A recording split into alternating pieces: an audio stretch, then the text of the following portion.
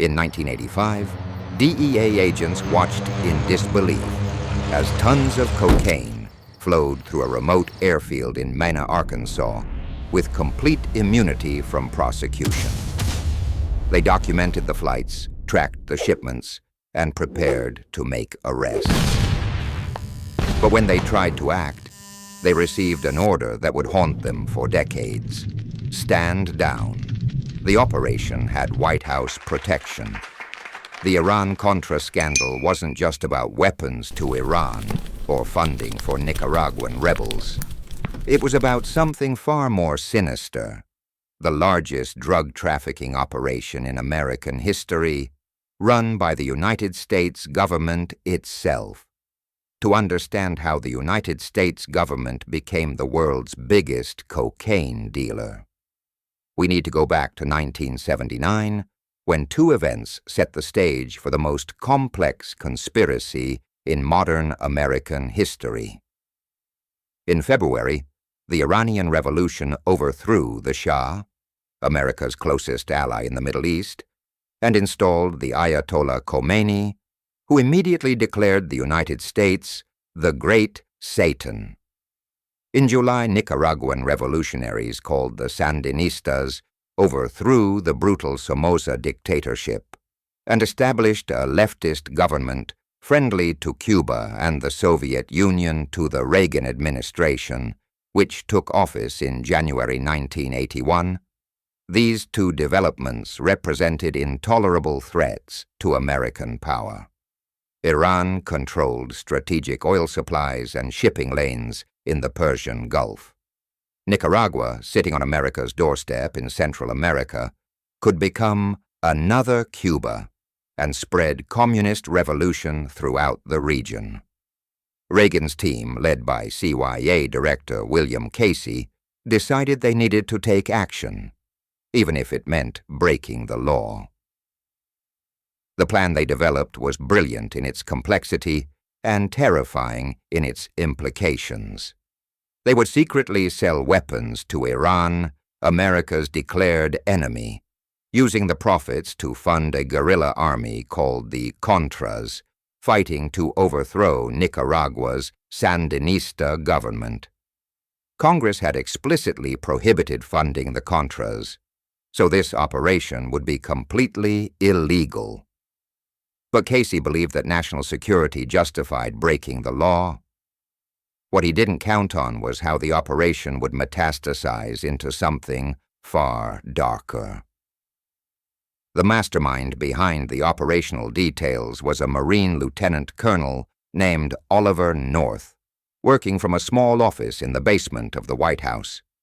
North was a true believer, a decorated Vietnam veteran who saw the world in stark terms of good versus evil, America versus communism.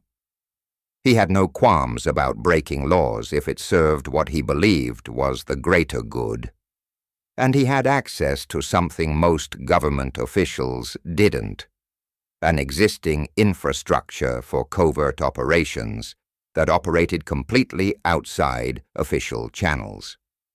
This infrastructure was called the Enterprise, and it had been built over decades by retired CIA operatives, arms dealers, drug smugglers, and mercenaries who specialized in deniable operations. At its core was a network of front companies, secret bank accounts, and experienced pilots who knew how to move cargo across borders without attracting attention. These were the same networks that had been running drugs, weapons, and other contraband throughout Southeast Asia during the Vietnam War. Now Oliver North was about to put them to work in Central America.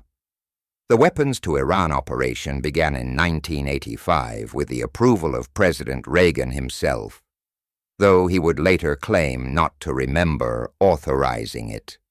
The U.S. would sell missiles to Iran through Israeli intermediaries, with the profits going into secret Swiss bank accounts controlled by the Enterprise. From there, the money would be used to purchase weapons for the Contras in Nicaragua. It was an elegant scheme that violated at least 3 different laws: the Arms Export Control Act, the Boland Amendment prohibiting Contra funding, and laws against providing material support to terrorist organizations. But there was a problem. Even with inflated prices, weapons sales to Iran weren't generating enough money to sustain a full-scale guerrilla war in Nicaragua. The Contras needed millions of dollars in continuous funding for weapons, supplies, training, and operations. Oliver North needed a more reliable source of cash, and he found it in the one commodity that always had unlimited demand and astronomical profit margins: cocaine. This is where the story gets truly dark. Throughout the early 1980s, cocaine production in Colombia had exploded, creating powerful drug cartels that needed routes to transport their product into the United States. At the same time, the CIA needed money and logistics support for the Contras. The solution was obvious, though morally catastrophic. The CIA would provide the cartels with protection, transportation, and safe corridors into the United States. In return, the cartels would pay fees that went directly to funding the Contra War. The primary route ran through Mena, Arkansas, a small town with a remote airport that became the hub of the operation. A pilot named Barry Seal, who had connections to both the CIA and the Medellin cartel, coordinated the flights. Planes would fly south from Mena loaded with weapons for the Contras. They would return north loaded with cocaine, which would then be distributed through networks in Los Angeles, Miami, and other major cities. The DEA and FBI both had evidence of what was happening, but every time they tried to investigate, they were shut down by officials claiming national security concerns. Barry Seal was the perfect middleman for this operation. He had been working with the CIA since the 1960s, running guns and supplies during various covert operations. He had connections to every major drug cartel in South America, and he was absolutely fearless, willing to fly anywhere and transport anything if the price was right. Between 1982 and 1986, Seal's operation moved an estimated $5 billion worth of cocaine into the United States, with a significant percentage of the proceeds going to fund the Contras. But Seal knew too much, and eventually he became a liability. In 1986, he was gunned down in broad daylight in the parking lot of a Salvation Army facility in Baton Rouge, Louisiana, where he had been ordered to make regular check-ins as part of a plea deal. The hit was carried out by Colombian assassins, but many investigators believed they had help from American intelligence agencies who wanted to ensure Seal could never testify about what he knew. His murder sent a clear message to anyone else involved in the operation. Silence was not optional. The cocaine flowing through Mena and other CIA-protected routes had a devastating impact on American cities. This was the period when crack cocaine exploded across urban America, particularly in black neighborhoods in Los Angeles, Miami, and other cities. The cheaper, more addictive form of cocaine destroyed communities, filled prisons, and provided the justification for the war on drugs policies that would incarcerate millions of Americans over the next 3 decades. The bitter irony was that much of this cocaine was entering the country with the explicit protection of the United States government. Journalist Gary Webb would later document this connection in his Dark Alliance series for the San Jose Mercury News, showing how CIA-protected Contra supporters had been major cocaine distributors in Los Angeles during the 1980s. Webb's reporting was initially praised, then viciously attacked by major newspapers who called him a conspiracy theorist. His career was destroyed, and in 2004, he was found dead from 2 gunshot wounds to the head, officially ruled a suicide, though many found this explanation difficult to believe. But the drug operation was only one component of Iran-Contra.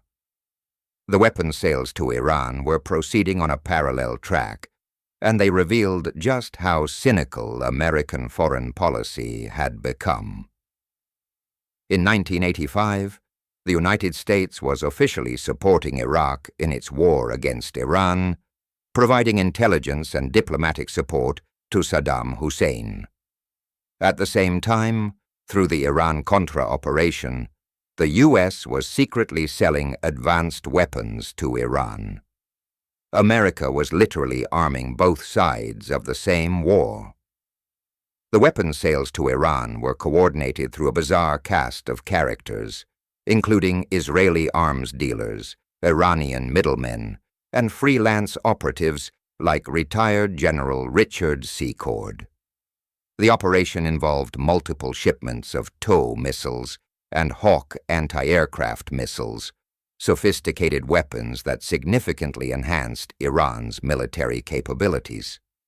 The Iranians paid premium prices, and the profits went into the secret enterprise accounts controlled by Oliver North Reagan administration officials, justified the weapons sales by claiming they were trying to secure the release of American hostages held by Hezbollah in Lebanon. But this explanation never made sense. Why would Iran, which supported Hezbollah, need American weapons as payment to free hostages it already controlled? The real reason was money. The weapons sales generated the cash needed to fund not just the Contras, but an entire shadow foreign policy that operated outside congressional oversight or democratic accountability. The Iran-Contra operation also revealed the existence of a continuity of government plan that had been developed during the Reagan administration. This plan, coordinated by Oliver North, would allow the president to suspend the Constitution and rule by decree in the event of a national emergency. The plan included provisions for mass detention of dissidents, censorship of the media, and military rule. Though presented as preparation for nuclear war, many suspected it could be activated for other reasons as well.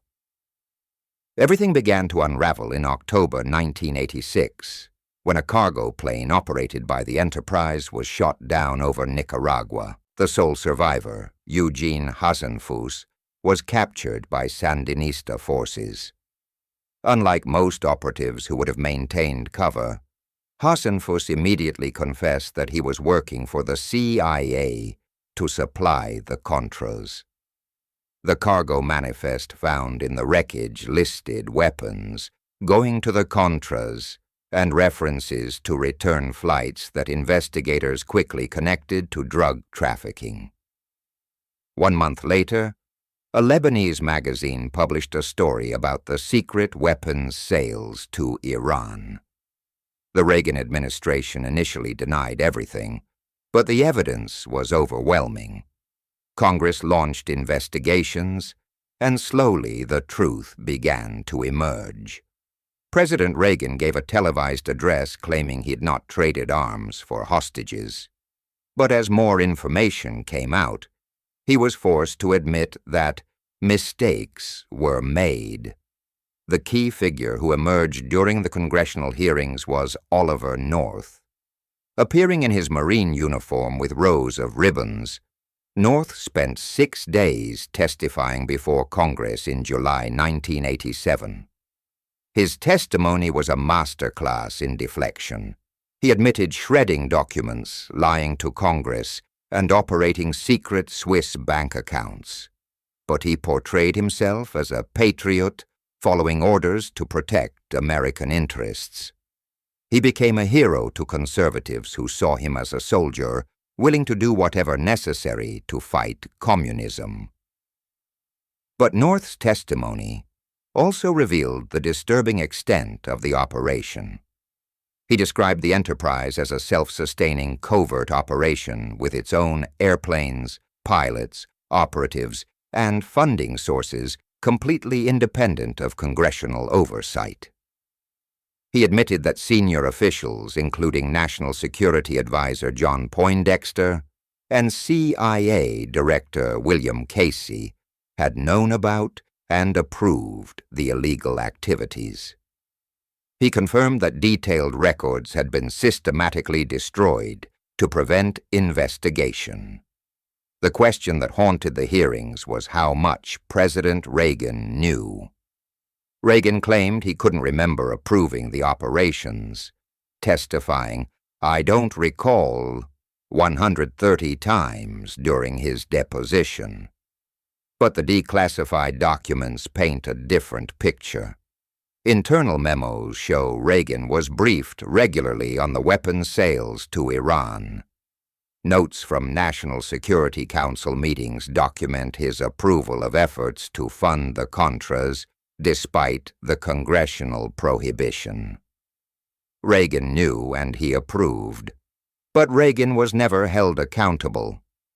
His popularity remained high, and the political establishment had no appetite for the constitutional crisis that would have resulted from prosecuting a sitting president. Instead, the blame was pushed down the chain of command. Oliver North, John Poindexter, and several other officials were convicted of various crimes. But most of these convictions were later overturned on technical grounds. North's conviction was vacated because Congress had granted him immunity for his testimony, making it impossible to prove that prosecutors hadn't been influenced by his immunized statements. The pardons came in December 1992, when outgoing President George H.W. Bush, who had been vice president during the Iran-Contra affair and was deeply implicated in the scandal, pardoned 6 officials involved in the operation, including Defense Secretary Caspar Weinberger, who was about to go on trial.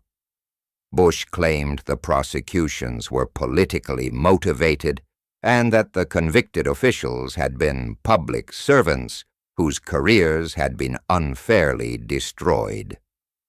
The pardons effectively ended any chance of getting to the full truth of what happened. The human cost of Iran-Contra is incalculable. In Nicaragua, the Contra war funded by drug money killed an estimated 30,000 people and devastated the country's economy and infrastructure. The cocaine that flowed into American cities destroyed countless lives and communities. The crack epidemic led to mass incarceration that disproportionately affected Black Americans, with sentencing laws that treated crack cocaine far more harshly than powder cocaine, a disparity that many saw as racist policy justified by a drug crisis the government itself had helped create. The Iran-Contra affair also established dangerous precedents for executive power and government accountability. It showed that senior officials could break the law, destroy evidence, lie to Congress, and face virtually no consequences. It revealed that a shadow government could operate independently of democratic oversight, funding itself through criminal enterprises. And it demonstrated that the American media and political establishment would ultimately protect the powerful, rather than demand real accountability. Perhaps most troubling, the declassified documents reveal that the Iran-Contra network didn't disappear after the scandal. Many of the same operatives, front companies, and methods continued to be used in later covert operations. The enterprise's infrastructure was too valuable to dismantle. Some researchers have traced connections between Iran-Contra operatives and later scandals, including the Bank of Credit and Commerce International collapse, drug trafficking in Mexico, and even aspects of the War on Terror. Oliver North never went to prison. Instead, he became a Fox News commentator, president of the National Rifle Association, and continued to be celebrated by conservatives as an American hero. Richard Secord and other key figures retired comfortably. The drug dealers and arms smugglers who made millions moved on to other operations. Nobody faced serious consequences for running drugs into American cities or selling weapons to America's enemies. The lesson of Iran-Contra is not just about one scandal in the 1980s. It's about the existence of a permanent shadow government that operates outside the law, funds itself through criminal enterprises, and faces no meaningful accountability. It's about officials who believe they can commit any crime if they claim it serves national security. It's about a system so corrupted that it can watch cocaine flow into American cities with government protection and then use the resulting drug crisis to justify militarized policing and mass incarceration. The declassified files continue to reveal new details. Documents released as recently as 2020 show even deeper involvement by CIA officials and more extensive drug trafficking than previously known. They reveal systematic destruction of evidence that continued for years after the investigations ended. They show that whistleblowers who tried to expose the truth were discredited, fired, or worse. When those DEA agents watched cocaine flowing through Mena, Arkansas in 1985, they were witnessing something that challenged their understanding of their own government. They had dedicated their careers to stopping drug trafficking. Now they were being ordered to allow it because it served what officials called the greater good. That cognitive dissonance between the America they believed in and the America that actually existed is at the heart of the Iran-Contra scandal. The greatest tragedy of Iran-Contra is not just what happened, but what it revealed about how power actually works in America. Behind the democratic facade of elections and congressional oversight, there exists a permanent state apparatus that does what it wants, funds itself however necessary, and operates on the principle that the ends justify any means. The Constitution, the law, even basic morality, all of these can be suspended when officials decide it's necessary. Today, few Americans know the full story of Iran-Contra. Oliver North is remembered as a patriot, not a criminal. The crack epidemic is remembered as a drug crisis, not a government operation.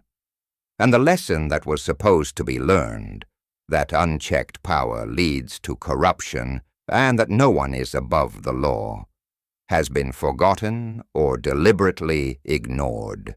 The files are declassified. The evidence is clear. The United States government ran drugs into American cities, sold weapons to America's enemies, funded death squads in Central America, and lied about all of it. And when caught, faced virtually no consequences. That's not a conspiracy theory. That's the declassified truth of Iran-Contra.